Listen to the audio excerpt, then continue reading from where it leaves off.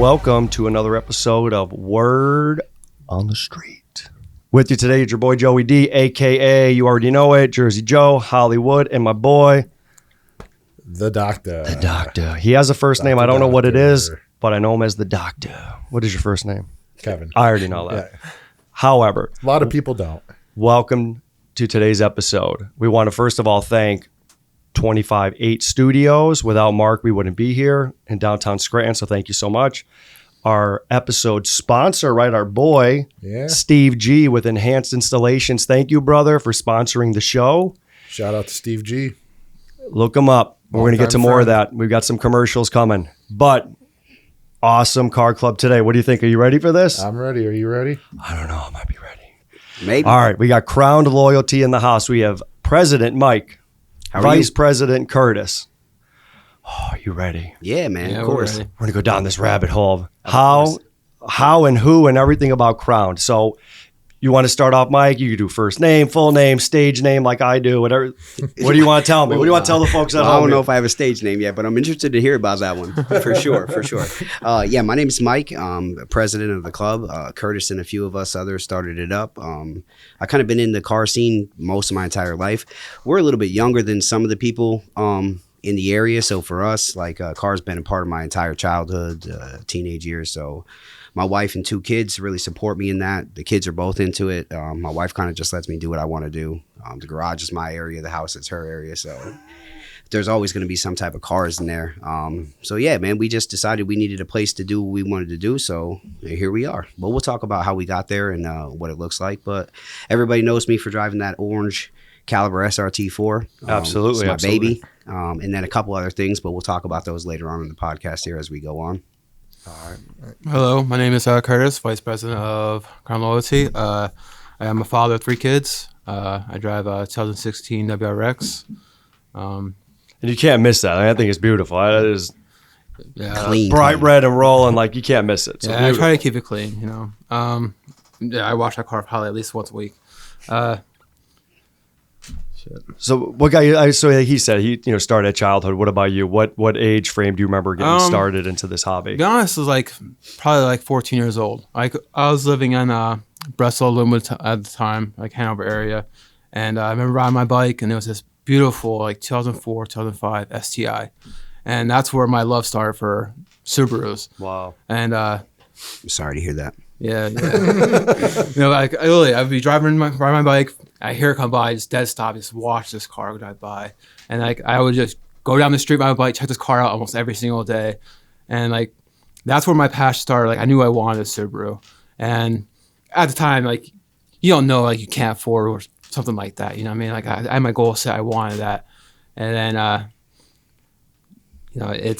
it's expensive, as saving up for a first car. And I think this hobby in general is that way. If you really get competitive, whether it's for show or go, it truly will test your disposable income. Yeah. Man, unfortunately. And I think a lot of us do have that childhood influence. Like you said, you're riding your bike. Me personally, 2-3 years old at the races with my old man. I think that's how I think it probably started for a lot a lot of us. Yeah, 100%. At that young age, and 100%. we knew we were screwed for the rest of our lives. 100%, man.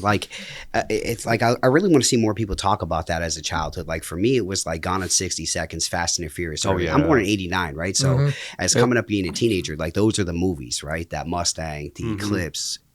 The entirety of my childhood, that's what it was. But my dad, he's the one to really bring me and loop it all together for me growing up.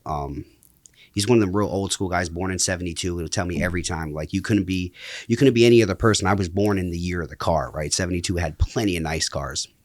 So growing up, his entire family, my uncles, everybody, all they did was turn wrenches. My dad, for one, he's a career mechanic now. He works at Tunkhannock Dodge. Okay. He went from Firestone 30 years to Tunkhannock Dodge now, but he would can fix anything in the world as long as it had an engine, a motor, bearings, wheels, something rotated, assembly. It didn't matter. Wow. But in school, that just wasn't his thing, So looking at him to be a guy who can make a life for himself in cars, can barely read or write, do whatever. I mean, he's much better now than he is as he progresses. But in the young ages, that's what he was known for. So my first car was this is where it is for me. Started it, right? It's a '89 Pontiac Firebird. It was just, I don't want to say junk. F-body. Right? I don't want to say junk, but he got it through somewhere along the lines, and it sat there. My 16th birthday, he was like, hey man, I don't even know if it runs, but if you want it, you can have it, right? So I'm Awesome. 16 years old, had no business turning wrenches, and I was like, well, I'm gonna figure it out. But for him, it was always like, I do it all day long. I'm not gonna come home and do it for you. So I'll sit on my chair, I'm gonna watch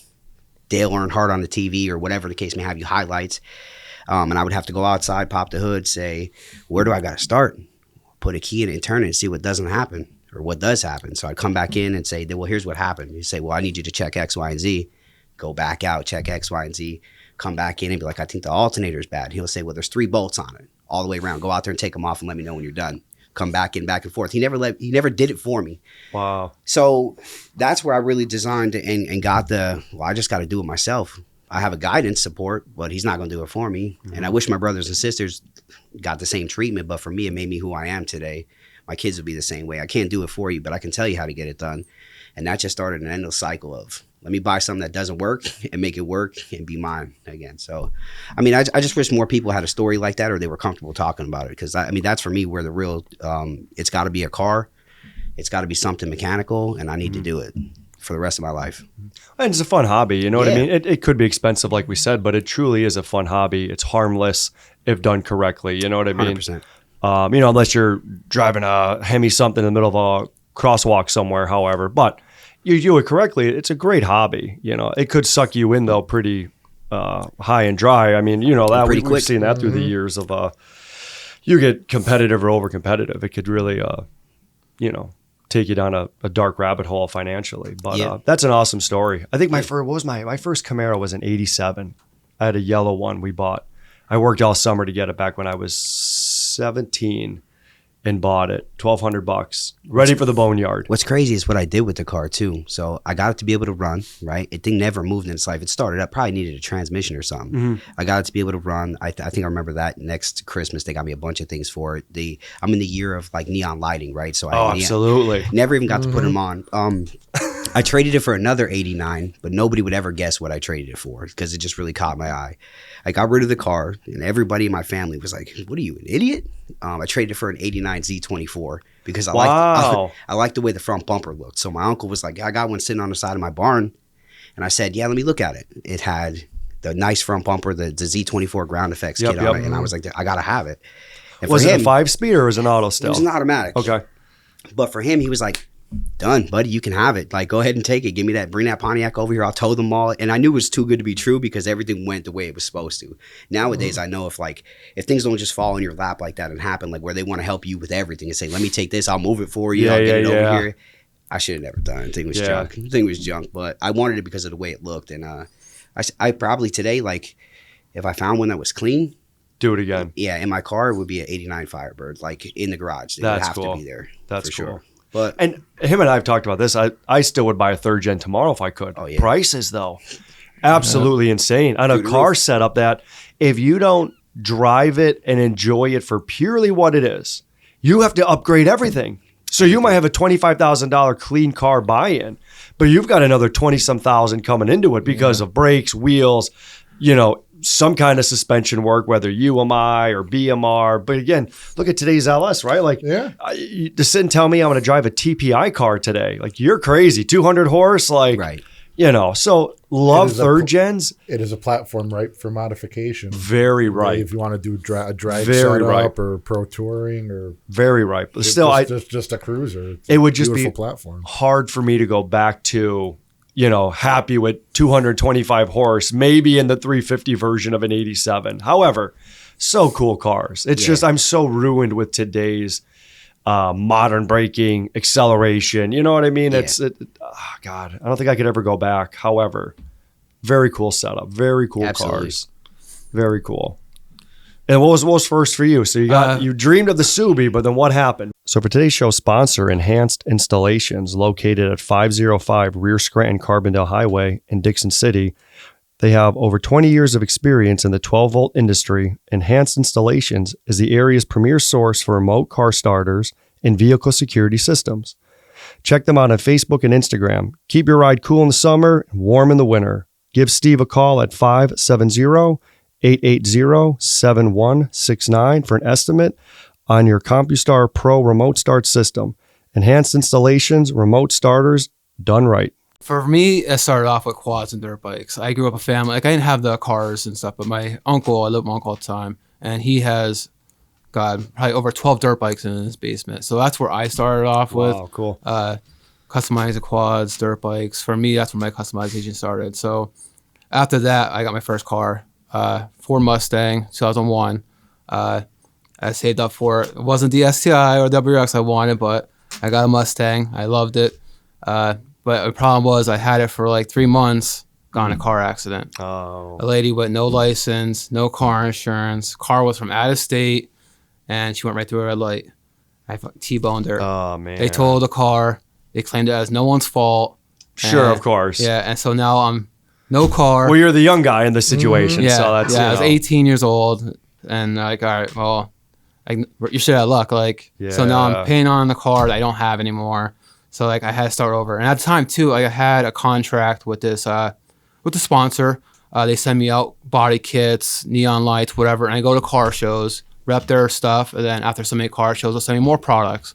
So I had all that lined up, and then this happened. Oh, wow. So I'm like, so right in the beginning of the, like, I was already out of luck. So then I got what was that? A Honda CRX, and it was like an 89, no power steering. Started customizing that, but it was just too small for me, and the power for me wasn't there. So I ended up getting what was it? 2001 Eclipse. Same thing. I had it for a month. My street flooded. Luckily, I had. Oh my God. Yeah, luckily I had full coverage. They gave me everything I paid for. They gave me back full amount. No, like, didn't give me any problems. So then I went out and bought a V6 Eclipse. Okay. So then I started doing everything with that. But I was stupid because I rushed right into it. I didn't check the Carfax. So here I am throwing all this money into this car. It was on your street down the road in the flood, and then you picked it up. Oh, I picked up another. That would have been the irony of it. Like, Yeah. Well, I picked up this car. So I threw 18-inch rims on it, coilovers, a pin hood, like intake. I started throwing all this stuff on it, and I could never get this like hit like over 90 miles an hour. I always have this wobble. No matter what I did to it, I could not get this wobble out. Find out that the frame's bent. So here I am throwing all this money into this freaking car, and it has R titled because it's in a car accident. oh gosh. So I'm like, well, I'm not gonna keep. I'm done with this. Like, whatever. I hate this hobby. So then I ended up selling that, and then I got I had a lot of cars. I got this OZ Valley Lancer, Oh yeah, I remember them. and I love this car. I had that car for 8 years, but I did absolutely everything to that. So I did do a lot of customization, like, and I didn't have anybody really to help me do it, and I didn't really know about the car club scene or anything like that. I was just on my own, doing my own thing. And what year frame was that? Like, what was the beginning of picking that up? God, I was 18 when I got the Mustang. So from 18 until like probably 28, a 10-year span, I had all those cars. So, yeah, so like I got the OZ Valley, same thing. I do a body kit on it, coilovers, rims, spoiler, like carbon fiber hood. And I love that car, but I end up and doing everything to that car, and then on their bodies completely rotted. Oh wow. So like, guys like put it on the lift to get inspected. He's like, "Come here." I'm like, "What?" Oh, He's like poking his whole finger through the freaking floor everywhere. Oh, like, my gosh. Here's your trunk. Here's like, oh my god. Like, I mean, but I'll be I'm like, honest- are you kidding me? But it's guys like you that I find maybe like the faith in, where like you've had nothing but hurdles at this moment, Yeah. and you still come out Yeah. trying. You know what I mean? It's Yeah. like for this hobby, many guys don't even take that many punches where they're Yeah. like, you know what, this isn't for me. So Yeah. it's pretty awesome that you haven't really, you know what I mean? Like we haven't had a great story yet, but you're still like, I love this hobby. I'm still trying. Yeah, He hasn't I really given up do. and bought a boat yet. Yeah. Well, I'm that's going to the take him thing. golfing. Well, after that, I did. Like, I'm taking a break from the car scene. I bought a Dodge Ram. So for 4 years, I stepped away from the car scene. You know, I'm like, all right, I'm done. Like, I've been blowing all this money into these cars all these years. Like, I'm getting nowhere. Like, yeah, I love the hobby. I love the car scene, but I just need a break. So I got the Dodge Ram. I traded the Lancer in. I should have bought another Lancer and transfer all the parts over, but I'm like, I Sure. don't have the time for that. Like, I'm not, whatever, I'm done. So I just got the Dodge Ram. 4 years go by. I'm like, I really missed the car scene. Like, I tried the bike scene. I got a motorcycle, you know. So I had the Dodge Ram and the motorcycle. I'm like, I could do the bike scene. I go rides. I could still do shows and stuff. But for me, I'm not a drinker. I don't like beer. I feel like that's hand in hand with bikes, and I hate to say it, or even quads. Yeah. Like you have to have a 12-pack if you're going to do it, and Yeah. that makes no sense. And we Yeah. don't got to go down that rabbit hole. No. But from seeing as we see other cultures of the motorsports, like I do believe bikes and quads, and it's very unfortunate. Yeah, it really is. So I can understand that. That Gotta was spend all kind of money on these quads and these side by sides just to go up in the woods and drink beer and Stay in the garage and do that. yeah, exactly. Save yourself $30,000. Yep. But yeah, they would have their meets at a bar. They'll drink. That wasn't for me. Their cruises, they'll meet at a bar, go to another bar. So like, I'm not a fan of bar hopping. I'm like, all right, well, like this isn't for me. So then, so I sold the truck. I got the WRX. I really wanted the STI, but I'm like, let's see how the WRX goes. If I really like it, maybe I'll upgrade in the future. So let's see how this goes. And then I was looking for car clubs. I couldn't really find anything. And then I found Unnoticed Car Club. I'm like, oh, well, what's this? I'm like, Cars and Cones. I'm like, I have a son at the time. He is probably like, I don't know, 3, 4. It's like, all right, well, let's go get some ice cream. Let's go check out some cars. Let's see what the scene's about. So I go down there, get some ice cream. I met him. I met Lee. And everybody seemed really nice, polite, talking to everybody. And they're like, oh, you want to join the club? I'm like, are you serious? I'm like, I have a WRX, but like only a few upgrades. He goes, you have plans to modify? I'm like, yeah, like I have an intake on it now, 3-part boost, exhaust. He goes, well, you're interested in joining? I'm like, hell yeah. Like, you guys seem like pretty cool people. Like, Yeah. Yeah, like I'll come back in 2 weeks. I came back 2 weeks. Like, yo, like, let's join. I'm like, all right, let's do it. That's pretty cool. So then, So even the WRX is still kind of fresh to you, like I of a had car. it 2 years now, probably. Yeah, because as long as I've known you, or even same with Mike, like, it's the same cars we're kind of talking about of, seeing your Dodge and then seeing the Subi with you being in the last 2 years. So that's what will bring us into, we'll start talking about the startup of Crown. But I do know, we'll put a disclaimer out there that, there is another car group that was formed that you just mentioned, you got with a notice to know us them. So I just want to make sure, we do, recognize there was another car group, and I don't want us to, embarrass them, and I don't want to bring up any bashing of them. So it is kind of like, we may say their car club name. I don't want them to feel that we're here beating up on them, because we're definitely not. Definitely not. I truly appreciate the passion they do bring, because we're all in the same boat of wanting to buy cars, wanting to modify them, wanting to go to shows. Yep. To sit here and say, well, I don't want a trophy, I think would be a lie too, because we all do want some kind of recognition, whether it's someone like Clean Ride or you can win a trophy at the end of the day. So I do appreciate what they're doing.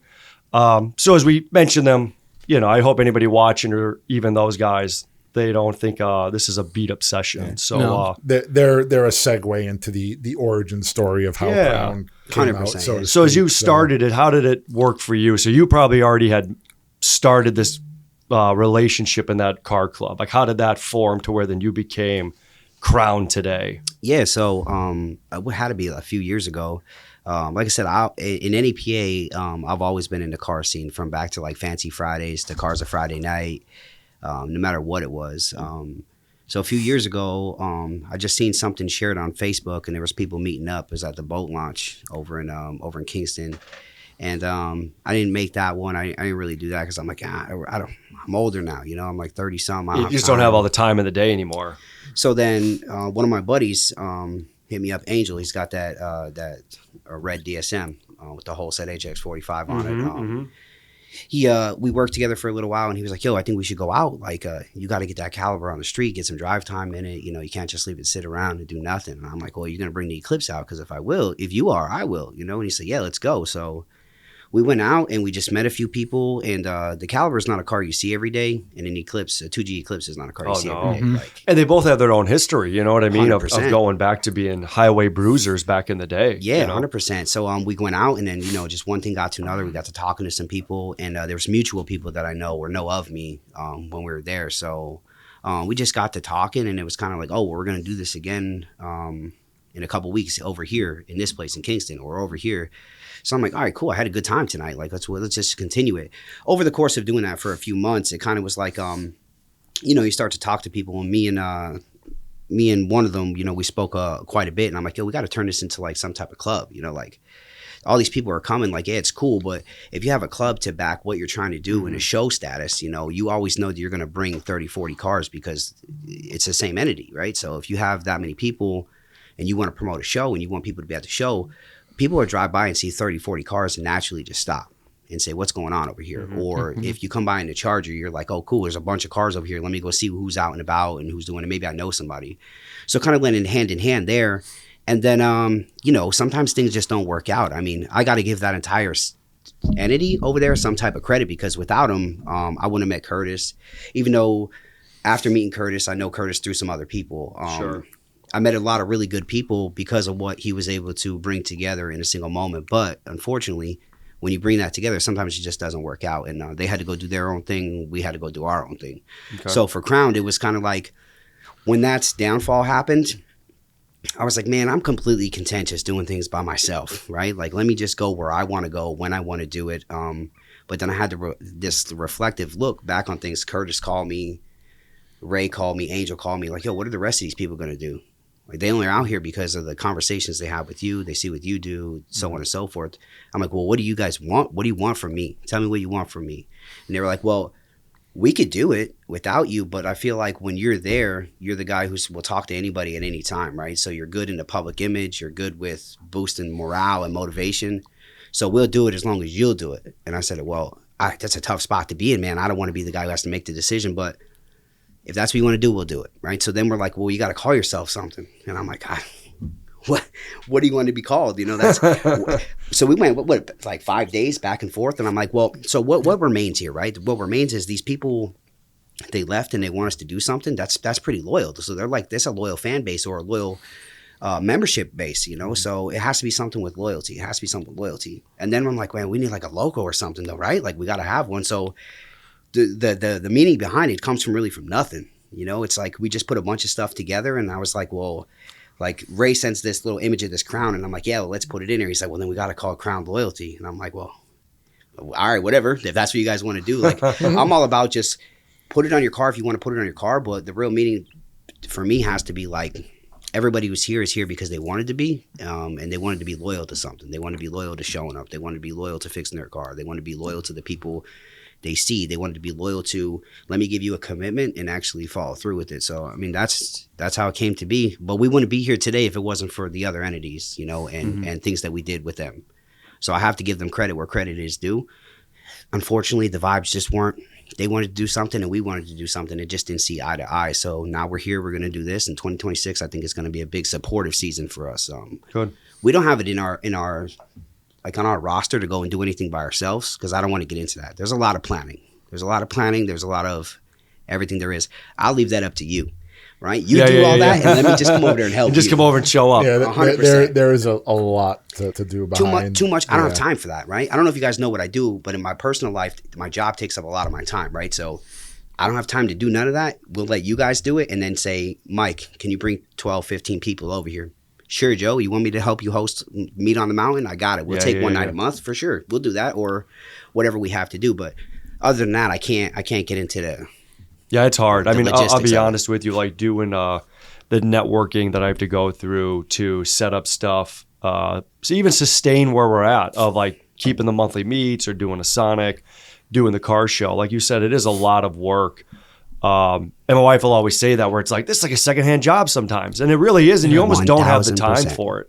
You know, like there is a struggle. I mean, even the four of us in this room today, like took time out of our days with our families or loved ones, or even just having a day off. Like, if, you know, I mean, Doc's here enjoying a day off. Like his mom might be waiting for him to take her to the store later, but he took time to come here today. So there's always something to do that we're making a sacrifice for, you know. Oh, 1,000%. So again, we always appreciate you guys, you know, same way I always try to tell like Doc and other team members, like I appreciate what they pitch in, because it is sometimes overtasking and overwhelming of your own life to be like, God, how do I get all this done? But like you said, if you do nothing, then there is nothing. You know what I mean? So then like people don't buy cars, people will sell their cars. So it is, you walk in that line of like, you are trying to provide the community something. Yeah. We always wish we had more time. Yeah, you can. I mean, if we had the time to do Sonic every week, I think we probably would. I mean, we did it 10, 12 years ago. Yeah. We just don't have the time anymore. No. Yeah, I mean, that was a great, and there were still 200 cars there every Sunday. Yeah. But like to sit here and say I'm available, I mean, I guess I could force it. But again, then I'm totally sacrificing something else. You know what I mean? And it's just, you're not in that position anymore. But that's the beauty of life. You know what I mean? Like, who wants to do what you did at 25, at 35, or 45? Like, you don't. Like, you would hope life progresses. Yeah. But sometimes the hobby like this, falls to the wayside a little bit. 100%. But so what year were you guys formed then? Was it 24? It wasn't 25, it was 24 that Crown started, correct? Yeah, at the tail edge of 24, going into the 25 season. Because I remember you guys joined us with a Cars and Coffee. And I remember then you were, I believe I remember correctly, it was like that October-ish. You guys were your separate group and went from there. Our sponsor today, Enhanced Installations, located at 505 Rear Scranton Carbondale Highway in Dixon City. When it comes to quality audio upgrades, Enhanced Installations is your only choice. With top-end brands like Sony, Kenwood, Focal, Rockford Fosgate, and Kicker, Steve can put together an amazing sounding audio system for your ride. Do you want the latest tech but have an older car? Enhanced Installations can update it and keep it safe with a backup camera, Apple AutoPlay, Android Auto, and add another set of eyes on the road with a dash cam. Steve has worked on many of the vehicles you'll see on the shows and events in the area. So if you're looking for show quality attention to detail and some of the cleanest wiring skills, give him a call at 570-880-7169 or check out Enhanced Installations on Facebook and Instagram. Yep, yeah, right around that October is when we when everything transpired and we decided to go our separate ways. Okay, and then what about like location of the team? Like I always feel street scene is Scranton based. Mm-hmm. You know what I mean? Even though we have people everywhere, but I think Scranton's always our hub, or maybe Lackawanna County. But what's the same for Crown? Where are you guys? For us, it's like Luzerne County, because Kurt and I, he's from Wilkes-Barre, I'm from like Nanticoke area. That we have people all spread out throughout in between, all the way down to Bloomsburg and back up. And we have a dedicated team up in the Scranton area, so we're up there. But it would primarily be Luzerne County for us, for sure. I'm gonna go back to the last topic though, where it was on. So like when the club ended too, like the last club, whatever. I was a recruiter at the time when the club ended. So I spent 2-3 months recruiting all these people, getting all these people together. So then when the club ended, I have all these people that I recruited reaching out to me, like, what's going on? Like, what's going to happen? Like, I want this club like not to end. Like, what are you guys going to do? So I said, when we started talking, like, we just can't let all these people go. Like, they did nothing wrong for this to end like this. Sure. Like, we have to do something for them. So I said a couple days went by, we figured it all out, and that's when we started Crown Loyalty. Like, we started a new club. Like, here it is. Like, and then everybody came back. So that's another thing too. Like, they showed from the beginning that they're loyal to us. Like, they came back. They didn't go hop into another club or whatever. Like, we have to make this work, and they all came back. And so that's where I think loyalty really stands, because they showed our loyalty from the beginning. Right. To have a whole group of people waiting, just watching Facebook Messenger, like, all right, don't worry, guys, we're going to figure it out. Something's going to happen. It like I said, it speaks volumes. So now we just kind of do it. I don't want to give it things are supposed to be like family type environment. I mean, you want them naturally to be like that. Sure. But when you have 60, 70 different people from different personalities, like my Scranton team, Perez, and everybody goes away. He might have a totally different philosophy, their characteristics, their everything might be different than what the people I have from Bloomsburg area might be, right? So to bring them together and be like, no, all you brothers and sisters have to be on the same page all the time. I mean, so we're a group of people completely diverse. You guys have seen that when we're there. So for us, I'm like, all right, man, we're a diverse group of people. I mean, SQ7, Dave rides with us. Dave's probably the oldest guy we have, right? With of course, Dave. Yeah. But Dave would show up all the time. He'd be like, yeah, guys, wherever you're going, I'm there. I'm like, cool. Dave's he's in the group chats. He talks to people. He does what he needs to do. And Dave came to me separately. I kind of pushed him in the direction of you guys back when, because you guys were established and growing, of course. And I remember him just, again, wanting to be active. And like, we weren't, I'll say going as a group to everything, as I'm trying to push more. And it's like, look, if you want that, that weekly or bi-weekly get together, stuff like that, like, sadly, it's not us. However, here's some guys doing it. You know what I mean? And I was just on the phone with him the other day, because he's at Joe Dan Buick now. I love Dave, but was just chatting with him, but got him to your direction of like, again, has the passion, that fire of like, I want to get out. Dave's one of like he's one of those type. I envision myself like that when I'm at that age. I can show up, and he has a very specific mindset for clubs and club type activity. He said, I can't be in a place where you have to be X, Y, and Z or get out. When I first met him, he was like, I like what you guys are doing. There's cars from every different variety. I can see this kid over here just starting out. He's got goals. I can see the guy over there, Junior, with the Porsche already ready to go. Like, that is his goal. That's what he wants. He's like, to have that diversity. He's like, I'm comfortable with you guys. You know, like, wherever you're going, I'll tag along. And it's just good conversation to see what he's doing to the Cadillac. But oh yeah, and he's very experienced. You know what I mean? And the beauty of like, man, you know, where Doc and I always were big into drag racing, and he's still currently doing it where I'm not.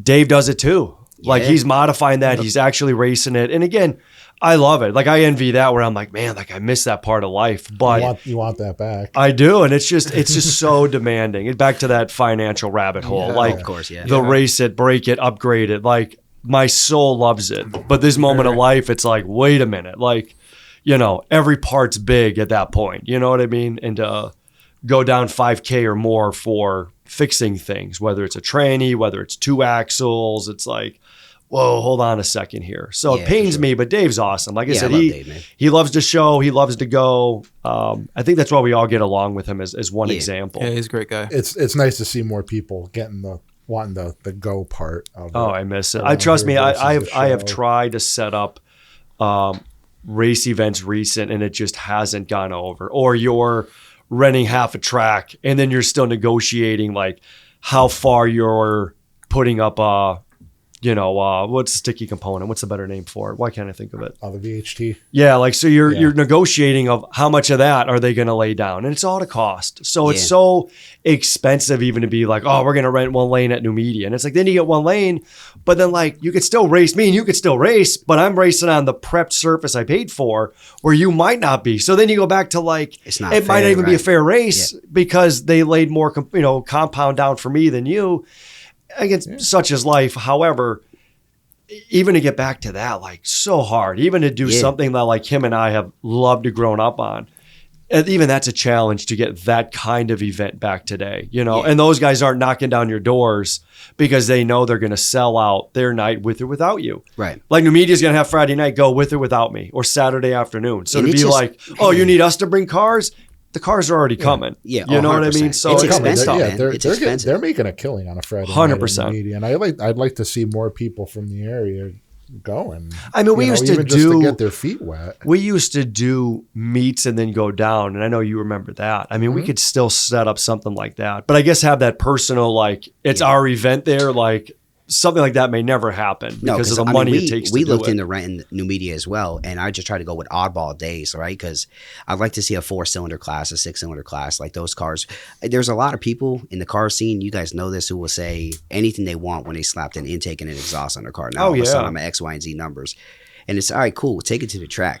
Let me see if what you have under there is really rowdy with my little 4-cylinder caliber SRT4. You know, Yeah, it's like the butt dyno isn't the same as the dyno or the track or the draggy unit. But it was like it was a couple $1,000s for us to get like a 3 or 4 hour window, and I said, man, I can't. Big. Do that. Yeah. And then to that point, I think it's like $3,000. Oh, yeah. Like, I think that's what Al Shaver pays. and like then $3,000. you're going to your crew, if it's just your crew, and you're like, We have to split this. A normal night could be what? You would know better. Was it 25 to get in? Like, you know the dollar amounts. like $30 to get in. Or now our crew is going, everybody's got to cough up $250, and now we could do unlimited runs. And it's just like, let's just go on Friday night because it's not the same price of it. Or you're going to make it a Facebook event page, recruit every stranger you could, or even Just to make it affordable. something. Yeah. And it's just, then you hope with 1 lane is all you have, everybody gets a run in because it takes 1 break to stop over everything. with, It takes 1 break of, these 13-second passes that are really quick to a break that's now a 25-minute shutdown. And Doc would know that, where they're mopping it, they're heating it, they're drying it. Yeah. And you're hoping you got 50 of your friends who just paid how much money. If not, I got to deal with that on the other That's side. right. Yeah. So it could be a one and done event, which is sad, but I wish we can get a racing event in. That might be something to look into this season. Who I knows? wish. I mean, that could be something, maybe as a multi-club or some kind of buy-in. But I mean, to me, it's like, sadly, my toxic part is like, if I'm doing it all. So it would be like, I want both lanes. And then, of course, I want compound down. So then you're, $6,000? It's like, how do you better hope you get 600 people showing up. And we both know, that's not the case. You know what I mean? So 60 if we're lucky. Yeah. Everybody's in, right? Yeah.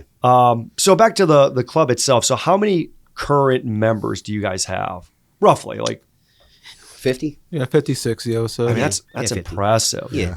But like you Wow. said too, like A in a lot of previous people. episode, when you have that many people, you're going to have different personalities, different egos, different opinions. So the higher that number goes, the more of a variety of different kinds of people you're going to have. Mm-hmm. So like we over the winter, we probably lost like 20 members, but it's because of that. Like they're separating like, all right, well, we're not the same. Like personality wise, we're not the same. So that's why they want their separate ways, whatever. But like more we grow, you're going to have that. Yeah. You're going to have to put that stuff aside. Like, I don't know how.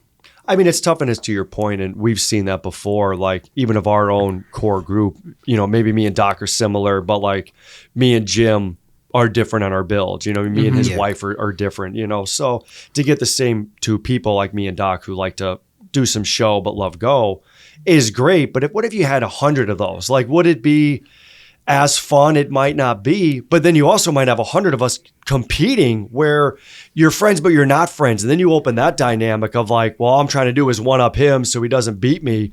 And that also is a crappy dynamic. So you're right. If you get all the different personalities, Yeah, 100%. it's enjoyable at the show because then you get that diverse where you have a Subi, I might have whatever I have of a Cadillac, a Camaro, a GM. He is a Mopar. So again, great for the variety. But then sometimes if you all sit down to break bread and change the dynamic, it might be like, geez, you might love pasta and everybody else hates it or vice. So again, it is the more people you have and you get out of the car culture, it probably is a very hard dynamic to all sit down, all get together, all agree because we all are different. All of our family upbringings, our traditions, our culture, our food likes, and as it should be different. However, it's almost like you got to keep cars. And then if you're going to go separate, that's what we try to push with Carlisle. Like I always try to tell others, like we'll go to Carlisle and park together and you guys are with us last year, but there was no tie into where like, Mike, you better come to Hibachi with us. It was like, hey, we're going. Now, hold on. Hibachi, I'm going. That's right. But as an example, like I can't push what I want on you, So again, like I want you at Carlisle, come join us. But you get beyond that dynamic.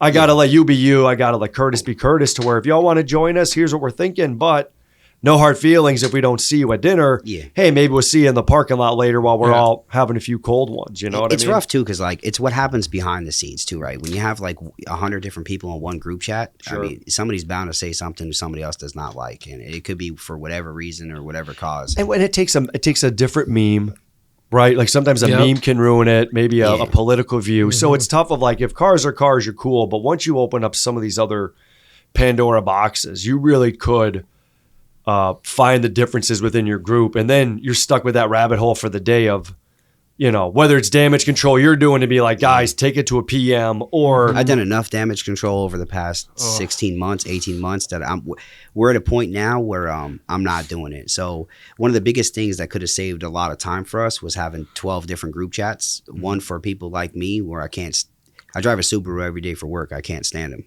I can't do it. I just can't do it. Gotcha. I have to because it's my work car.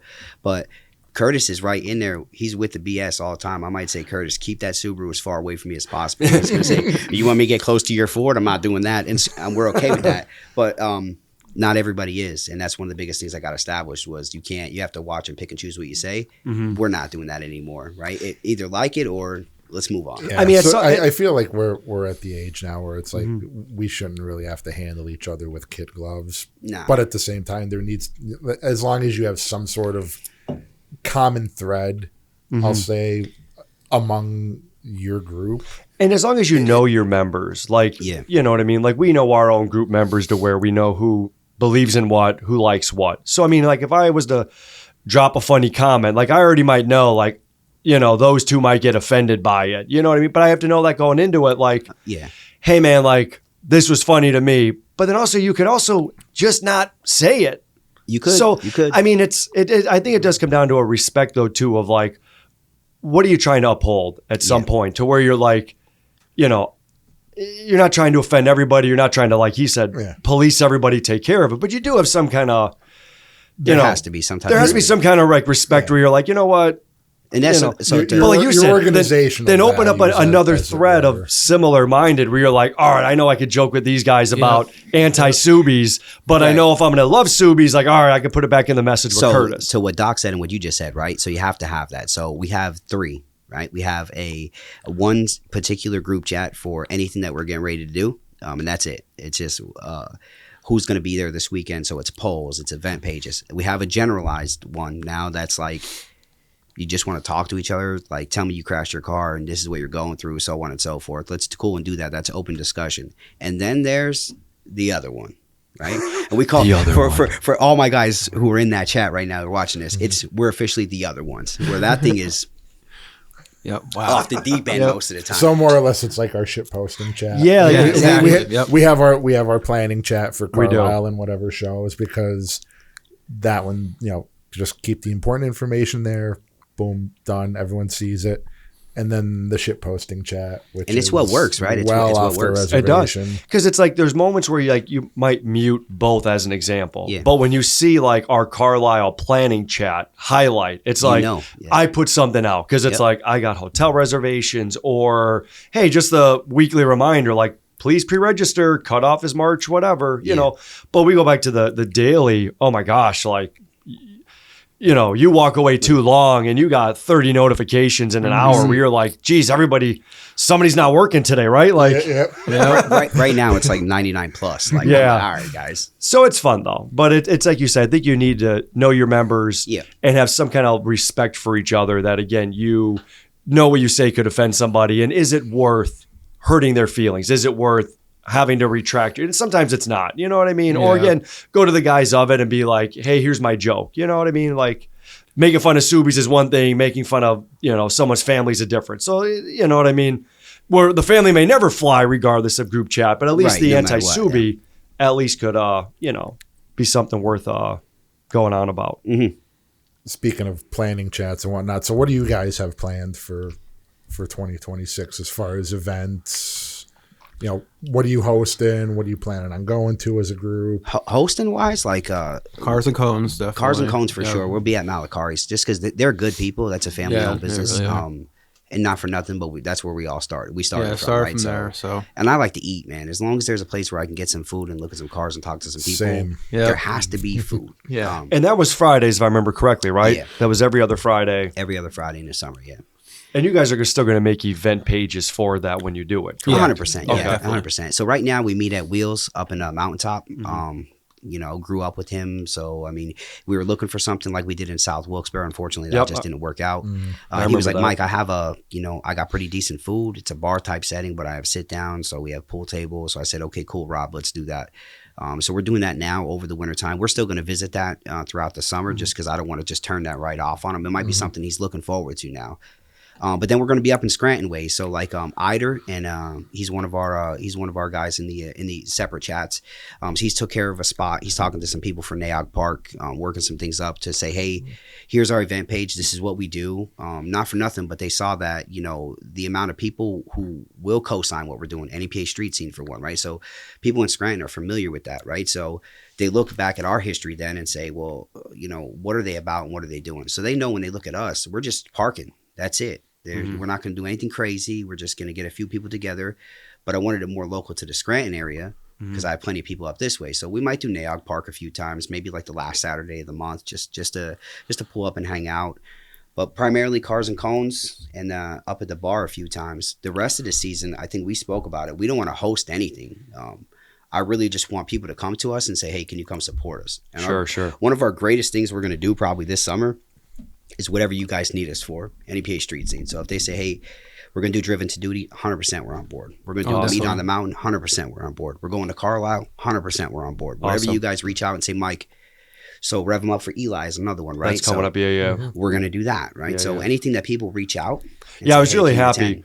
seeing you guys jump on. Like I remember talking to them early on when they announced it, and they're not an LLC or stuff like that, so handling money is a difficult thing. Yeah. So that's what I was like, then let's get your expenses and we'll get sponsors. So I know you guys are doing the raffle baskets. Yeah. We're going to sponsor the DJ, but it helps them. Again, you're giving to helping a family out. You know what Yeah, I mean? 100%. yeah, last year I think we pulled up with 30 cars. I think so, yeah. That's Eli awesome. won. I didn't make it last year. I think it rained last year. Was it last year or the year before it rained? I remember one of them. Last year was hot and sunny. I had was to it? call. Man, one of the years it rained really bad. I got an ice cream truck on speed dial. I had to call him like 3 times. Like, hey, can you loop back and bring some more ice cream? It's hot out here, dude. Wow. That's awesome. Fantastic. Hit the spot. Yeah, so we're in the same. We're trying to help out. I was just talking with the host of the Cody Car Show. I know we're going to be back involved. I know you guys will be too. We'll be there too, right? So yeah, really cool of what's around. But like you said, it's hard to host. It is its own animal. So I know value car clubs like you guys to where you can make a phone call or text to you or Curtis and been like, hey, we're trying to make a movement here. Are you guys in? Like that is so awesome to still have that support, that team together, even though like we're our team, like, but we're also a team I feel to where I can hit you up and you're like, hell yeah, man, we'll be 100%. Down with that. So yeah, that was like one of my main goals too when we first started this, because like previous club, there was like beef between clubs. I hated it. Like, oh, you couldn't go to this show because you're disrespecting your own club, whatever. Like, I hated that. So that was like one of the main things when we first started Crown. I messaged you, I messaged Nevius, I messaged a few other clubs. I'm like, listen, this is what's going on. Like, this is what happened. I don't want the beef between anybody. Like, I want all of us to come together, focus on these Clean goals. slate. Yep. Let's be there for the community together. Like, there's no reason for us to divide each other.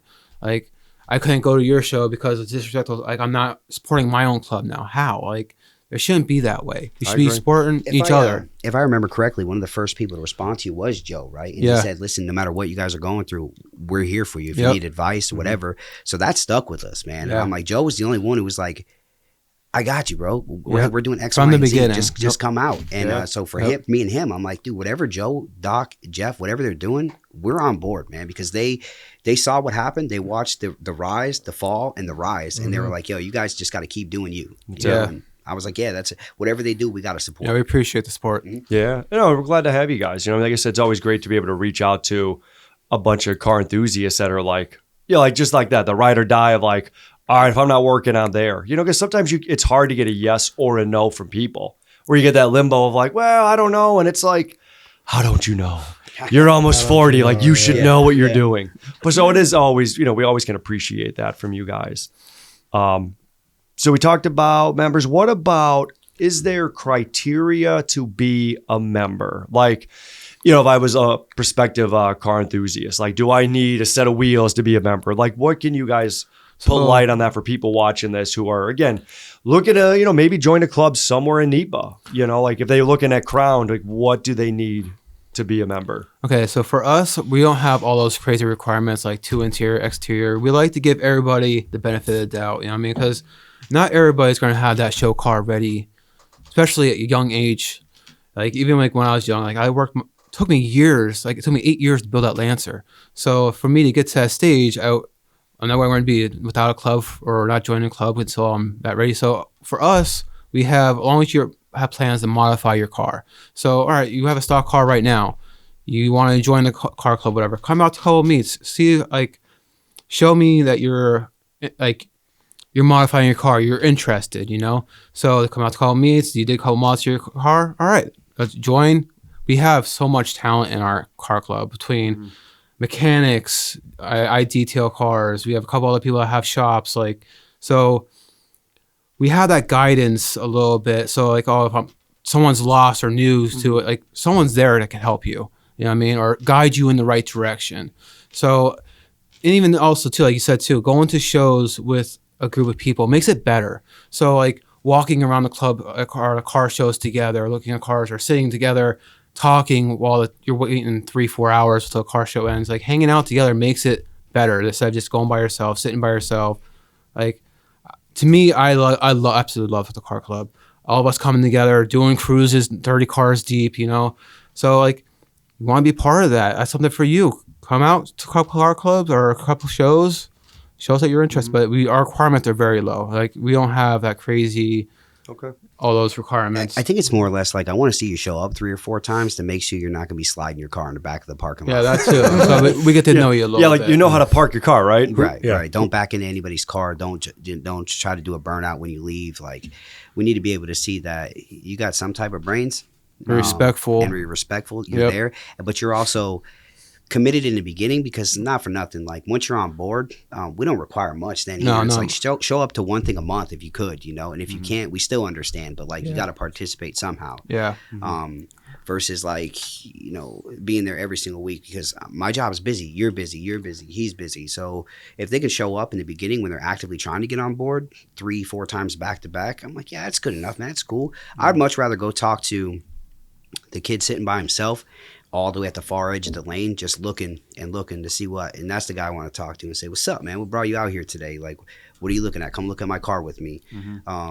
Versus the guy who pulls up and there's $30,000, $40,000 in his car. It's like, hey, get away from me. Move and we all know, like, not everybody's a social butterfly. Sometimes people are happy to finally, like you said, saw this car growing up, finally able to purchase it. But they might be new to the area and just be kind of shy, and that's okay. So it is nice to have guys that are extroverts like you, like me, that can go out and identify it and hopefully get them on board more, because even that's more motivating. Like now I'm with a crew or a team and they're modifying. So you almost feel like, wow, like maybe I need a little more. Maybe that, you know, powder coated red intake I want's not a bad idea. You know what I mean? So it does change your dynamic to have friends, and then you get to know them. So even if you're all as a crew walking around a show, y'all might get lunch together. And again, same thing. Everyone gets a different food truck, but you all can sit down and you might get to find out, like, hey man, like Curtis doesn't like, you know, pickles on his stuff or something. You get to know a little bit more about the person, and then maybe a little bit about you and their family. So yet again, that dynamic of like in the group chats by spending time together.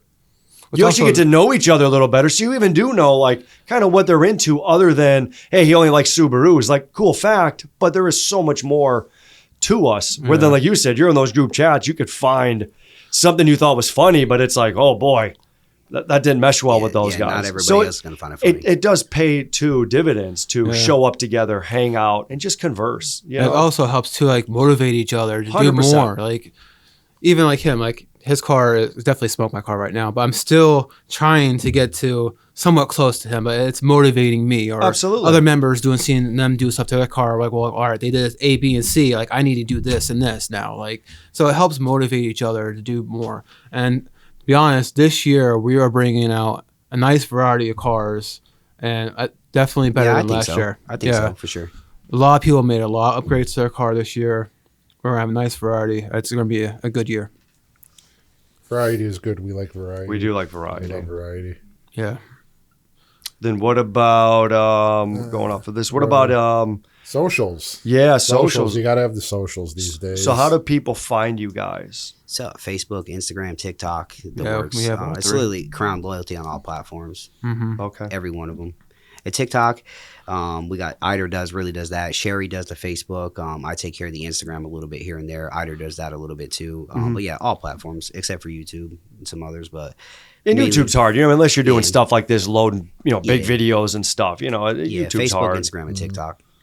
You know, and then you're talking about social media. I mean, what are your guys' thoughts in a nutshell? Because this could be long-winded, but you know, through the current day we're in, do you feel it helps you guys? Do you feel it hurts you guys? You know, is it both? It's like 50-50. I think you have to watch everything you say and do on social media. But it honestly helps us. We're up to like almost 1,000 followers on the Facebook page. That's great.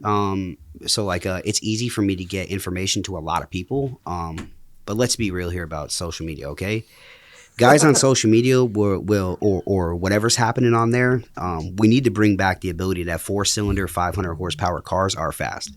All right. Oh, they are. I mean, they're usually lighter. In today's day and age, everybody thinks it has to be 1,800 horsepower plus, and that is not. I mean, case. with cars weighing, say, you know, 3,800 pounds to 45, like you do need that power. But you're right. You go back to, like you said, a CRX that you once owned. I mean, you throw a K series in that's putting on 300 wheel and probably 1,700 pounds. Like, if you don't think that's frightening to some degree, like that's got to be awesome. I have no idea what that's like, but I would love to know what that's like. For sure. Like that would have to be awesome. But you know, you could make 500 horse, like you said, fast and scary. Yeah. Like that would be incredible. Right. Like my 2,900 pound car, what's it, maybe 31, 32 with me in it. It's a go-getter, you know. Mostly every time in the summertime when I bring it around, it's somebody in a Scat Pack who's like, absolutely, I'm going to pick on this little orange thing. And I'm like, I think you got another thing coming, bud. But, you know, it's 50-50 social media, man. And I'm sure Curtis would agree. You have to be, everything has to be to a T when you're posting it from that platform, right? So I unfortunately am I'm a loud person. I'm a little hostile sometimes, so I don't do any of that. I just leave it to Sherry or Ida or somebody who's got a little more controlled space in their head. And I say we've learned that through the years. Like if Joe's opinion can't be NEPA Street Scene's opinion, Exactly. because you can really muddy the waters pretty quick. Fast. So again, you're right. Where if Crown is behind something or not, sometimes Crown's opinion would be different than Mike's. Yep. So we all can appreciate and understand that fact. Yeah, but no so I think, doubt. like I said, it's a positive thing, social media, but there's a little hindrance there because it has to be to a T and PR related all the time. Yeah, it also comes down to too, but it's like the broadcast, for example, what you guys talk about. So if you're on there with good tensions, going talking about car clubs, car shows, like that's good. It's when you turn it around and say like bashing other clubs or talking about car shows, things that they did wrong, whatever, or talk about other people's cars. Like I don't know when it came down to what everybody's worried about. What's inside someone's car? Like, why are you worried about how they spend their money? Like, they'll buy or customize their car however what they want to. Like, why you have to sit there and bash them on social media? Like, it doesn't. It's true. Well, it's tough, and everyone's story is different. Everyone's goal, you know what I mean? Like my goal, me and you have the same car. My goal could be totally different than yours or Doc's. We all have the same, same year Subaru. All of our goals can be different. And that's the beauty of the hobby. Yeah. But like you said, to sit and criticize, you ran this or that. Hey, maybe that's what they could afford. You know what I mean? Exactly, Maybe it's like they couldn't afford the ABC intercooler, but they could afford this one. One could say, oh, you bought a China part. Well, guess what? Like, you make $40,000 more a year than I do. Yeah. You know what I mean? So it's like the disposable income plays into it. Yeah. Sometimes you have to just be happy. They're modifying it. Yeah, you have to just be. And you know what? If the Chinese intercooler or throttle body bites them in the butt later on, they're going to go back and buy the American part anyway. And then they'll sit and go, I should have bought once, cried once. But you know what? That's their journey. To sit there and, like you said, bash on it. Not everyone's income is the same or goal. And sometimes you just have to appreciate, like, you're here at the meet, you're wanting to do more. Exactly. Yep. Great job. And if the part bites you in the butt, they'll be back. Yep. We can appreciate that. Through drag racing probably more than anybody. Yeah, and I mean it's great for promotion, it's great for finding information, but there's a lot of bad information out there too. Someone might have great luck with that Chinese part. You go and buy it, you have shit luck, and it's like, okay, well, I shouldn't have listened to that guy. Right. Let me listen to everybody else. Let me listen to these guys that know what they're talking about. And like you said, but to bash on it, it's like, whose place is that? But sometimes we feel by being behind a keyboard, you almost get that like entitlement of like, well, I can say whatever I want. And it goes to your point, at a PR level or stuff, on call it a business end, it doesn't work that way. It does not, man. It does not. That's why I have to let somebody else do it. If not, I mean, my wife is home right now, hoping and praying that I keep myself together. Everything leading up to it was like, Mike, please just keep it level headed and just do it for them, And I said, yeah, I got it. Don't worry about me. I know you know how I am, but don't worry about me. I got it. I know what we're going there for. I know what the intent is, right? I'm not blindsided by random questions when I get in there. So we leave it to the professionals. Yeah, I try to look at it all points of view because we all don't work on the same salary or whatever. So either you appreciate it or you don't. Like, you don't appreciate it, just keep walking, look at the next car. Like, why? It costs you nothing, to say nothing. You know what I mean? So sometimes it's got to be like, hey, I wouldn't have done that, but I can just keep that to myself, and that's okay. Yeah, it's okay. You know what I mean? But not everybody is that way. They like to let you know how they feel. And it's like, hey, thanks, man, cool. But like, all right, that's why we're not rolling together. You know what I mean? Like, so where do you guys see the club in the next 3 to 5 years or even longer term?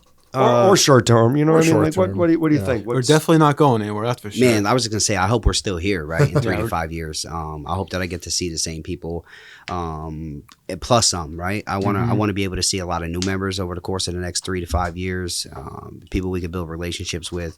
I want to see the NEPA as a whole, or from Bloomsburg to Scranton, say they're excited to go to NEPA Street Scene show because NEPA Street Scene and Crown are going to be out there, and let's see what those guys did over the past year or last year or over the winter time. So I think we want to be right here, man. We want to be right here in 3 to 5 years. We want to be at Driven to Duty in 3 to 5 years. We want to be at Meet on the Mountain in 3 to 5 years. So we don't plan to go anywhere. We also I don't really have any interest in expansion, like some of these clubs are like multi-state, doing what they got to Yeah, do. yeah, But yeah, sure. I'm from here, man. Yeah. We're from here. We want to just represent our backyard all the time. I can, not that I don't want people to come from far away. They can do that. But who has the time to be saying, hey, now I have to be worried about what they're doing over there with our name on it, you know? Yeah, now you got to start going to a Connecticut show once a year, New York, New Jersey. And that's great. But I mean, it's just like when we go to Carlisle, like that's its own hardship of itself, where it's like it's a Friday and a Saturday show. So you're taking off work. You know what I mean? We're going Friday morning. So again, you're off work. You got to book a hotel for 1 or 2 days. So you're right. Like you start leaving the area. It now becomes a financial issue where it's like, I got to eat out for 2 days, all my meals. You know what I mean? Get a hotel at $200 a night. Like you're a $700-800 commitment just to hang out. Is it worth it? 100%. Mm-hmm. I would never trade it. But it's not just like show up for an afternoon for a cars and coffee where you spent maybe $6 on a cup of coffee and a Danish. Now you're like, you know, I'm $700-800 into this. But I appreciate what you said there of like keeping it in the valley. And that's been something big with us. You know, talking to Driven to Duty, like our sponsors are Scranton and Wilkes-Barre. Like I'm not sourcing sponsors up in New York or New Jersey. Like they're all within these two cities and maybe the boroughs in between that are all my friends or a friend of him, because like it makes sense, but it keeps it in the valley. Yeah. You know what I mean? Like the parade is in Scranton. It's not in New York. It's not in New Jersey. Like we're we're benefiting or giving a beneficiary money local. Yeah. The veterans group we do, like they're out of Scranton. So like to keep it, like you said, hometown, like you're more vested into it. You know what I mean? It's a lot more, it's a lot closer to the heart and it means a lot more. It's our backyard. 100%. And then when you're for us, like getting sponsors, it's like when they see everybody in their backyard's part of it, it's kind of like, you know, maybe they feel left out and they're like, well, I got to jump on board. But again, it should mean something. We're not giving money away to people in Florida, and not saying that's a bad thing. No, but we're not doing that. But Scranton-based, Wilkes-Barre-based, donating in Scranton, like that's incredible. You know, so like you guys said, you want to stay in the valley for your club. How do you feel about literally, that? That's great. We do. Like we check, like say Mondays and Tuesdays. I'll look and see what shows are available for the following week, where they're located. And we try to stay local. We'll do the local ones first. If there's nothing local, we'll go farther out, whatever. But yeah, so we'll do shows Friday, Saturday, Sunday. Monday comes around, Tuesday comes around. I'll look, see what's coming up for the next week. Post it in chat. Hey, there's this, and this next week. What do you guys want to do? It's supporting this and this and this, whatever. And we just repeat that process every week. So like we try to stay local, support the local community. You know what I mean? But I mean, even as a whole with us, like we would love to even help other clubs or groups come into the area, you know what I mean, where they would reach out to us and look for that, you know what I mean, like because we do have some bigger shows that come, but they're not tapping into even us of networking. And I kind of wish, you know, maybe they're watching this someday, like they would, you know what I mean, because they're visiting from Connecticut or from Jersey and they don't have a footprint here where they're like, we do. And then we have friends like you guys and other car clubs, you know what I mean, that again, you know, you said before, what, 50, 70 members. You know what I mean? Like, to have that many of a reach we have with you guys. Then we got the Pharaohs and we have 717 Outlaws or Envious. Like, you add that up, like, we have a reach of 100 and some, let alone our own crew. So I almost hope, you know, bigger guys coming would see this, but also then reach out to be like, hey, Street Scene, like, you know, hey, we're coming. What, you know, can we collab? Can we do something? Because it only would help them, but then also help our scene. You know? Absolutely. So I would hope any of them watching, and maybe they don't or not yet, but you know, I would love to see that further grow for the area. Yeah, the more we come together, the bigger difference we make. 100%. And, you know, like we said this in a prior conversation, like even coming to Driven to Duty or use Cody's because we all rallied and went to that. Well, we brought 40 some cars at $20 a car. Like we raised as Street Scene $800 more, let alone like I donated separate from it. So again, when you do have a network and can show up and show out, you can make a difference at a car show event. I mean, you guys came with like 15 or 20 cars to it, you know? So again, by having the clubs come out and work together, you're bringing a lot more money to an event that may not have had it. Yeah, I think we brought 35 cars Driven Duty, something like that. Oh, you guys were a lot. You were 30 for that. Yeah. But it all means something because like on all those shows that are donating, like that footprint, that donation gets larger. But again, it's having the ties and the relationship to the car clubs and the community.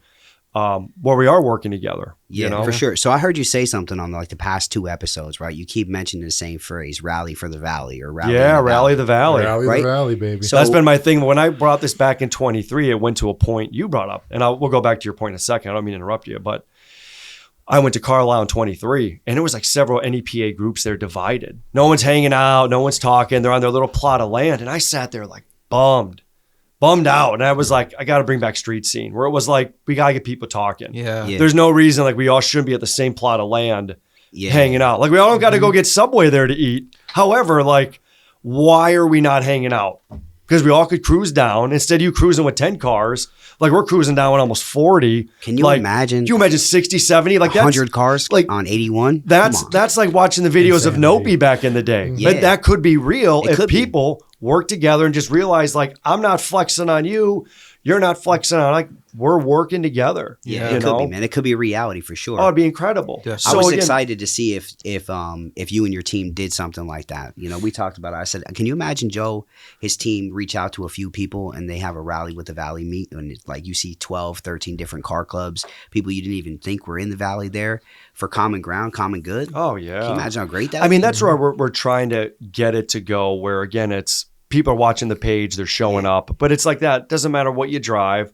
Just, as I've said several times, just come to the show, park it, and shut it off. Yeah. Yep. You know what I mean? Like turn the stereo off, just park it. Like you kind of like you said, like feeling out. Yeah. People can show up and park their car on their own. Yeah. Like that's all you want. Yep. You know what I mean? To where like just be respectful of the venue, because once you lose the venue, So, you're back to ground zero. Yeah.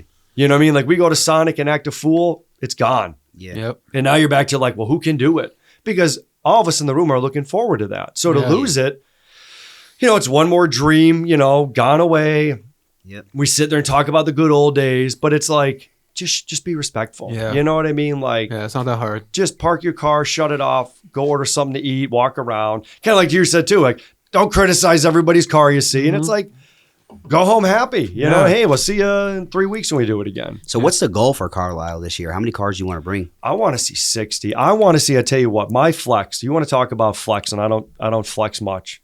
I want to see us disrupt the top 3 because the guys going home with trophies are manufacturers. We'll use Audi because I love Yeah. Audi. Audi could be anything. So if you go under them and they win as a club like that, you could have an A4, you could have an A6, I could have a whatever. So you have it, but they're not a club. Yeah.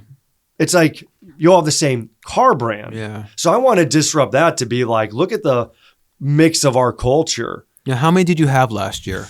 45? 45? 47? So what did you need to 40 disrupt the something. top 3? I bet you 60 plus. Yeah, 60 plus. What place did yeah. you guys come in last year? Remember? 4th, 5th. Oh, okay. So you guys were We- close. We didn't Yeah, we were we didn't close, place, yeah. but So listen, that means for anybody watching because they want to watch because we're on here, that means we have to help Joe bring 60 Sign plus up. cars. Yeah. to but again, Carlisle. it's for everybody. You know what I mean? Like we don't got to go to lunch together. We don't got to like, you know, strum a guitar and sing Kumbaya unless Doc wants to, but we don't have to. Listen, first it's thing- simply like you're showing up parking and it's like you have a whole fairground Yeah. to conquer. Yeah. Go do your thing. By the way, we might put out what we're doing for dinner. Mm-hmm. Come join us. If not, It's all good. see you when we see you. Yeah. You know what I mean? First-hand experience for anybody watching. Last year was my first time ever going to Carlisle. I never bothered enough to go, but you asked for a little bit of support, and we said, yeah, we'll try to get a few people to go. What he's telling you right now is absolute truth. He was there. He had a huge tent. You know, there were some things there. Everybody was there just hanging out. We kind of just pulled up. I got with Curtis. I'm like, oh, let's go check it out. Like, I'm hungry. I just drove X, Y, and Z hours. I'm Yeah, hungry. you're 2 hours to get there. It's We not hungry, quick. bro. Yeah, so we just walked off, and I came back a time or two, sat down. They were there just hanging out. Next thing you know, Joe and everybody was gone. You literally just pull up and do whatever you want to do. But for the Valley, let's show up on our NEPA street scene and bring 65, 70 cars. Oh, it'd be huge. You know how that entire end of that parking lot could have been all us. 100%. And they That's gave what us we a need good to do. spot. You know what I mean? Yeah, it And- was a good spot. And even having you guys, like we kept you guys together, like I promised Yeah. you, we weren't going to split everybody up. So, I mean, there's enough room to like fly your flag. So Yeah. even if another car club is watching this and was unsure, like, oh, well, can I bring my tent? Y'all Bring are it. living proof. Like Yeah, bring you it. guys had your tent, you had your privacy. But if you wanted to join in on the mix, you know what I mean? Like it was what you want it to be. You It know, was a that's good the time beauty of last it. year. Really good time. Plus, they put on a lot of good stuff. They have all that around the world, right? You can get the mugs when you get done. They have all the what do they do in the grandstands? They got a bunch of stuff through the day. That's What what do they they had do sound down there? competition. When they used to do the burnout contest, but now that They still that's do up what? with They the still trend. do They the- do the burnout contest on the track. They have drifting. Drifting, yeah. Yeah, then the sound comp that was over there to go Yep. up the hill and back Yeah, the down. exhaust competition. Yeah, it was pretty cool. Yeah, so I mean, it really is like 2 full days of you really could park and just get lost. Yeah. But by the way, like you have a spot to park in. Yeah, I only went You one know. day with work and everything. Because you I came didn't have time. Saturday. Yeah, I came Saturday. So again, for anybody watching, like, it doesn't need to be 2 days. Just register where you need to register to make sure the Valley brings something home. Let's not let it be Hyundai, Audi. Come on. And that's just winning a Hyundai. Again, Hyundai, great for what they've done through the years and Yeah. have changed. However, like Hyundai you can have Motor anything. Club Yeah, used like to be 100 cars when big, it was. big. So it is, you really got to pull in some serious numbers, but it would be awesome to see an actual club-based group, of multi clubs coming together and showing up and showing out. Like that'd be incredible. Right, because you want to talk unity. Everybody wants to bring the community together. It's on podcast after podcast. Here's Then your do chance it. to prove it. That's right. Do it. Yeah. It's easy to say we We'll all do want it. it. That's right. Yeah. It's like just show up. Outside of that, like we're not asking anything of you. And we're surely not saying take your banner down. You know what I mean? We're 100%. surely not saying that. Because we don't have a banner. You know what I mean? Like I have it up for people to see the website that hopefully they would follow it, Yeah. go to events. But That was it. we don't, we're no club or banner. No. So that's our challenge, I think, this year for everybody watching. If you're going to talk about it, do it. Show up with us. Where's my coin phrase? What is it? Don't talk about it, be about it. That's right. Yeah. That's coined. And regardless of what you're a fan of, if you're a fan of Audi Volkswagen, they got them out the wazoo there. Tons. JDM stuff. Yep. Everything. Tuners, like JDM, Euro, exotic. Oddball, They- you're Opals. If they- you're one of those whack jobs that's an Opal And fan. They got posted 'em. they want exotics this year in the building. Did you see that post that's I out there? did, yeah. They have exotics wanting to Yeah. like, hey, can you qualify? So it's gonna be a neat year. It really Yeah, is. For sure. For sure. So what else we got? What about your garage? So what's in your, so we know the Dodge is there. Man. We know it's a Mustang. Curtis, So you better go first because Curtis is a little easier than mine. all right. Yeah. I don't have anything in the garage, so Curtis is. I got something in the works, but I'm not going to spill the beans so because you don't want to talk about it? no, I want to save it for the It's gonna be a surprise? season opener. So. Okay. Secrets All about right. stuff Okay. over here. We like it. Man, then for me, you guys know me in the Dodge, right? Yep. We have a few cars at the house. We have the Dodge, the wife's BMW, my son's BMW Z3. We're rebuilding that to make it something what it is. I'm famous for my Mustang too. Everybody knows I have a new Edge. So I got a couple bikes. I'm working on a Civic Si right now to try to close that deal. But my youngest son has the Mustang. It's the 03 GT. I remember that. Yeah. Yep. I have it out a little bit. Here I've and there. seen you take that out a time or two. Yep. He's 16, so probably the only kid in his class who can drive a stick. That's awesome. But I don't let him drive it right now. That's definitely a dad, like a proud dad moment. Yeah. Like you have to Yeah. be like, I yeah, taught him that. yeah. What's It's up? but it's also kind of on a sad note that It is. the manual transmission is It is. You're right. Yeah, dying so- to slow death. Yeah, We have that. It sucks though. He's been putting a little bit of time in and out. He had it at Votech last year. They did. They changed the tranny. He did it. He just wanted to bring it to get that experience. Got you. He's in auto mechanics up there. So we put a built TR3650 in it. Ooh, solid. Yeah, we had to because their fifth gear is always a dog in those, so we had to spice that up a little bit. This year he wants to put cams in it, so when my son's Z3 is out of the garage, Perez is actually working on finishing up the hood for that. Awesome. He rear-ended somebody last year, so it's what it is. Once that Z3 is done, though, we'll put the Mustang in. It's got long tubes on it. They're leaking a little bit, but if anybody knows a two valve, you can't just work on the exhaust manifold gaskets with long tubes on there. Either the subframe's got to come down or you got to take the engine out. Oh gosh. So I'm not a contortionist. I tried swivels. I tried extensions to get in there and tighten the bolts up. I just can't do it. So we're going to utilize that time to put cams back in it. I had him in there at one point before, but when I knew I was giving him the car, I just threw a set of factory heads and such on it. So, Gotcha. But now he doesn't want that. He wants to be. He knows it's never going to be fast, and I'll be the first guy to tell you new edges aren't the fastest thing in the world, but it's rowdy and it's loud. And they're still one of the best exhaust notes out there. Like the man. 2-valve, 4-valve, Yeah. still one of the best sounding 100%. V8s they ever had. Yeah. They never performed to where we'd want them. Man, what a great exhaust note. Really. Yeah, so we'll do that this hopefully before the summer comes. So in the next month or two, we'll try to get that locked in. If not, we'll do it slow, and I'll let him drive it this summer a little bit. and then my son's 99 Z3. Those are few and far between. Very anymore. far. So we got some coilovers on that. He just bought himself 2-piece wheels for it. He bought an aftermarket steering wheel for it. Wow. So we'll see how that goes. He wants to get an exhaust now, but I'm trying to shy him away from the exhausts.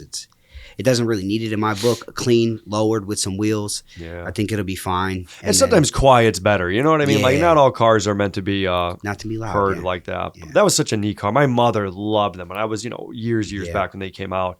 I always remember her wanting to have a green one. Like I still remember till this day, but she loved them. So they always had my eye because of, your mother talking about something. Yeah, she loved those Z3s. Yeah, it's a cool little car. We gave it to him for his graduation last year. That's cool. So now he's a huge fan of it.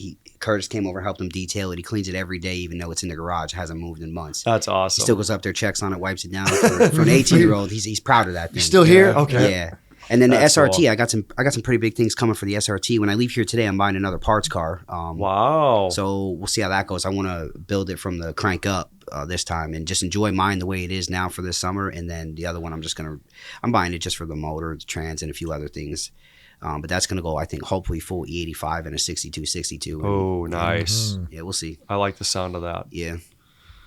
Okay, so that definitely covers a few things we were going to come up Definitely, yeah. with. What's in your guys' garages though? I feel like I only know him for the Charger and you for the ST. That Doc's way deeper. no. Doc is like still waters run deep. Yeah, That's our boy. it's like we may as well start with Joe on that because I- Joe is to me what Curtis is to you. So the Explorer's it, and I'm blessed to have found a platform that's, I'll say, very affordable, only because you could spend so much more on a SUV, meaning, Yeah. a 392 or a Trackhawk, whether it's a Durango or a Jeep. I mean, you're getting, even when they were new, you were 95 to 105. So Yeah. for me, like to have the STs come out where they're 55K and knowing what you could put into them, incredible. You know what I mean? What an incredible machine. So I only have that. And that's, as you've seen the hood popped, it's bolt-ons to E80, E50, E60 now. But what a great machine for what it is. Yeah. The only drawback is I wish they put like the 1080 transmissions in them. I don't know why they went weaker. Because where I'm at, I can't go any further without rebuilding the transmission. And then that's the rabbit hole of that's a 10-hour job on a book to get it in and out. And then you got to ship it to Florida. So again, you're going to go down a rabbit hole of like, I don't even know what that would probably cost, $5,000, $6,000. And then you could get into the turbos and all of that. So again, great setup, but I've kind of maxed out where I'm at with it. But I want a toy. I mean, I've always been GM based, but I wouldn't hesitate for something Mopar or whatnot because the factory boost setups are just incredible today. Yeah. Like you look at what either CTSVs are doing, ZL1s, meaning just the motor itself. You know what I mean? Like those LT5s or the Hellcat. How can we forget the Hellcat motor? Again, you don't even got to crack these things open. No, you can just You're get in. porting Yeah. throttle bodies on E85, and I mean you're over 800 wheel. Yeah. They're a little heavy, but my gosh, I think of all the work that I went through the years with the Camaro with my buddy Andy, who later turned into Shane, and it was just cutting and fabbing. I was giving these guys a laundry list of stuff to do. Yeah. And bringing them like a carload of parts, or it's just like, hey man, like here's the goal, knock it out. So blessed they took those on. But you almost turned this car into something it was never designed to be. Yeah. And right. it showed, like it was great in the end, but like what you're getting today, and we said this in a recent comment, is you have street cars today that are race car status on performance that we grew up on. So it's wild to be like, you're not even cracking these motors open. Right. You're just putting E and pulleys and porting it. And you're there. Yeah. That's insane. Yeah. Yep. Where again, you go back 15 years ago, 20 years, I know it's a long time, but you had a full-blown gutted car to get that performance. You had something you didn't even drive to the track. You probably trailered it. Yep. And today you still have your massaging seats, Yep. heated and cooled, heated wheel. By the way, I got 840 wheel in it. And it's just like, What? blows my Right. mind of what street cars today can be. Even when So who knows? Even when I first started running the Charger, guys that have been racing like 30, 40 years, like Mark's dad, a couple of the other guys that have been around since the beginning, they're like, you're a low 12 car out of the box. 30, 40 years ago, a low 12 car was not not even considered a street car. Yeah, that was fast. That's slicks and 488 gears and all this kind of shit that it's not like it's not even a streetable car. No, like purpose built. Point. Yeah, like you couldn't even go on the highway with 488 gears. It's a purpose built car, only running 12s, maybe high 11s. Yeah. So today's market's awesome. Not even with all the creature comforts. Yeah, gutted. There was no AC back then. You were pulling numbers like that. That thing. Yeah, sort of that for the end me, just the Explorer. Not that something else won't come, but it's not hiding there yet. So okay. But we know you got some things hiding. Yeah, so I as you said, the Charger, everyone kind of knows me for. Yeah. All right, so you guys saw me pull up with the Cadillac, my old man retiree mafia car. Yeah, for sure. Junior Mafia. Mafia. I have a diesel Silverado too. That's my heavy duty hauler. Okay. / beat through all the snow. Yeah. Type of car. And then the good stuff. Yeah, the good stuff. The stuff that nobody's seen in quite a few years. My 68 Camaro and my 81 Malibu. Okay. The fast street cars as they were. Yeah. Dash race cars. All right. Those have been in hibernation for a few years, just until I can find the motivation to work on them. Yeah. The motivation is coming. Good. So hopefully feed it. Hopefully over the summer I'll get to working on those. Yeah, feed that motivation. They will be out sooner than later while we still have fossil fuel to burn. Yeah, right. So Absolutely. No EV shit going on here. Okay. All right. Not yet, at least. Not yet. I hope not. I hope not too. I hope not. So with that, as we wrap it up, what about anything you want to leave? Maybe some potential new members or the car community. Any closing thoughts from you guys today of, again, ways to reach you guys or ways to contact, or what can you leave the community with on a closing thought? Yeah, man. Anybody looking to contact us, like I said, Facebook, Instagram, TikTok, Crown Loyalty. My Instagram handle is Red Bull in my veins. Fits. Cans on the table. Yeah, cans on the table.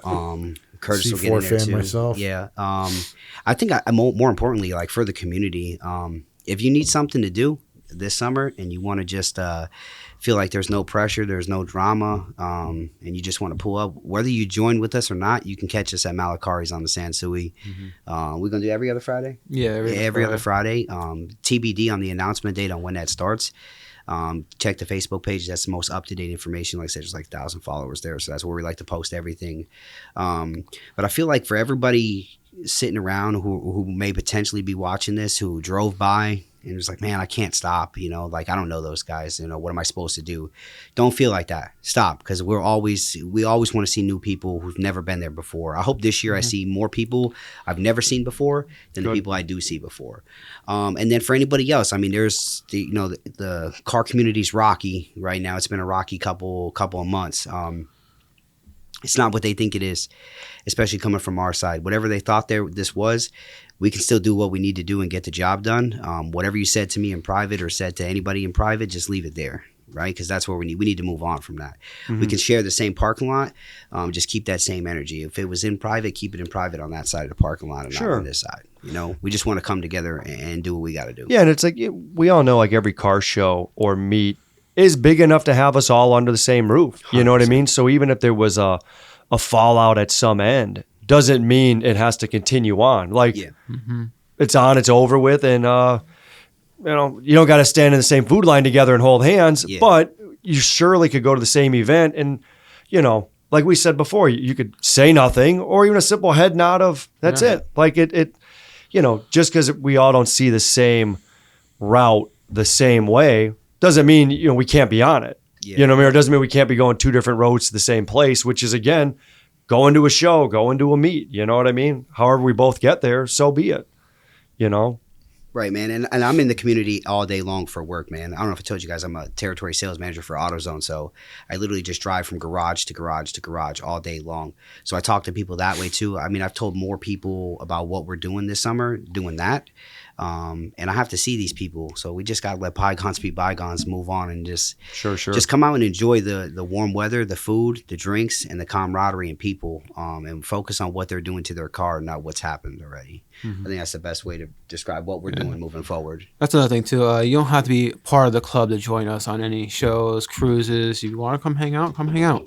But you do not have to join us on any shows or just come pull out. Up. Yeah, pull just up and hang out. Yeah, just pull up. And I mean, that's the beauty of social media. Like, you guys are able to share stuff. It's the same like when we share stuff. Like, we're not a club, but same with Street Scene, when we put something out, it's even for you guys to see it. We're like, hey, we're rolling to this. We hope guys like you or other car clubs are like, wow, let's go. And then our conversation begins. Yeah. So it really is to your point of like, you guys aren't members of us or we're not members of you. However, hopefully we all could rally together and get out to something and really make some event bigger than what it could have been. Yeah, for sure. So yeah, I second that 100%, you know. And it was, you know, great through the last 2 years of, well, I say year, I guess I'm into 24 through 25, but like working with you guys, it's been a pleasure to get to know you guys, get to show out and show off to stuff, you know. So I'm really happy the relationship we made as you guys formed into Crowned. Yep. And, you know, just speaking of myself, I truly wish you guys the best and hoping you continue to grow and prosper. And, you know, like I said, you see us post something that we have interest in, if it works on your calendar, like, come along, you know, help us to help another, you know, community out or benefit out, because, you know, they're obviously hosting it for, you know, something at the end that they're going to donate to. So the more we could come together with, it really helps out. Yeah, and we're excited to help you this year and sponsor, so to speak, one of those nights at Meet on the Mountain. Oh, that'd be great. To take some pressure off of you guys, you know. So we spoke about that, and it's just like, all right, let's figure out what everybody else picked. And when Joe says, hey, these are the 2 dates I need somebody for, we can say, boom, we're in there. No, we appreciate that. My team will be there to help park cars, sign registration papers, or the liability waivers. That was really good last year, man. Yeah, it was fun. I think we had 2 of them get rained out, which was unfortunate. Yeah. But great opportunity, especially with malls. Sadly, the malls are just dying out. Everything's online. So it is pretty awesome to get out and help that community of getting us out there. They were doing the scavenger hunt. Yep. Also known as the shop hop. So how great to even get you to go into stores, and, you know, maybe while you're getting it signed, you see something you like, and, you know, you're buying something from the store, you know, which is the whole point of even having it there. So we do look forward to having you guys. But again, always appreciate your help. We truly wish you guys the best. You know what I mean? We appreciate it. And, you know that the Carlisle door is still open. If it works for you guys, like, I already got the email confirmation. Our tent is free and covered because of our previous years. So you want to come and hang out, like, let's do it. Yeah, let us get together with the team and figure out how many we got thus far. There's probably 10 or 12 of us offhand already. Awesome. But I want to try to make it as successful for you as we could. So if you tell me you're at 30 and we got to somehow strum up 30 more people, let's do it. Yeah, we're going to do it. We're going to do it. Whether or not we have assistance from any other club or any other people, between the 2 of us, I think we have enough to hit that 60 mark. So that's what Joe's good at hounding people. So. Yeah, that's what I'd love to see, 60 plus on 81. But it's real. I mean, we're close to it. We meet at Kidder Street Sheets, load up, get a snack. We'll stop at exit 90 at Love's, the gas station there, where it's a quick, you know, get out, you got to hit the restroom. So we do try to take a break in between. And just sometimes you lose a few cars because, you know, that slinky gets pretty big, you know. But I mean, we're driving down at a solid, you know, maybe 70. Like, we're not doing a cannonball run. It's not 120 on the way down. So, I mean, it is a very still controlled environment. We do have usually 2 cars for rolling cameras and pics. So you really do get to, it gets documented, I guess. So it's not even that pressure's on you of like, man, we have rolling cars for it. So we really do set up a good atmosphere. It's a lot more fun than rolling by yourself. Oh, it's so much more fun. And I've done the by yourself, like to meet you guys or meet others. And it's, you know, what it so looks like awesome for the regular person, the average everyday American, to see like what is happening over here. 100%. Where did 100 cars come from? 60 cars come wonder from? what's going on. Like I said, you see those old Nope days where you're like, man, that was awesome. Like, we're living it. You know what I mean? Like, we're truly living it. So and we could do that, man. We need the support from everybody. Like, hey, let's do that, man. Come on, let's make it happen for sure. So you know, the one year my sister actually saw us coming back from Carlisle. Really? She saw the whole line coming up 81. She was going to the whatever casino. That's so cool. Yeah, right off exit 80. They were going out there. Her and her now fiance. But wow, they seen us and I know those cars. Right. That's so so you cool. got to wonder what the normal person is like. Yeah. That's awesome. What is going on here? Cool. Well, with that, we'll, again, thank you so much for being here today. Yeah, no worries. Yeah. Appreciate you guys coming out. Yeah, and really, wish you guys the best. Anybody watching this, as you heard, their socials of Instagram, Facebook, TikTok. Please look up Crown. Please contact Mike directly if you need to. But hope everybody can come out and see everybody at the show and the shows or meets we do this year, the shows that they end up attending. Meet on the Mountain is still a prospect for this year. Our Sonic meets on Saturday or Sunday are still out there. That could be To be decided. whatever we want. So it's kind of just me working out with the regional manager on that. But again, thanks to the studio here, 25-8 with Mark. Thanks for letting us have this. And our boy Steve G. Enhanced Installations, our boy, right? Dixon Our boy City. Steve. Ooh, he's still holding it down. An OG, 20-some years. Top notch in the stereo industry for the Valley. I have a few commercials that you would have seen today. Any questions on audio, I hope you contact Steve. He is also on Facebook. His phone number is provided in the commercials, but please look up him. Thank you again, Steve, for the sponsorship today. The OG Steve G. Love him, man. It's all guys like that keep this going. But thank you, Crowned. Thank you, we Mike. appreciate Thank you for Thank having you, us. guys. Thank you. Thank you. For sure. Looking forward to it, guys, this year. Definitely. Oh, me too, man. It's Me gonna be too. great More than year. you know.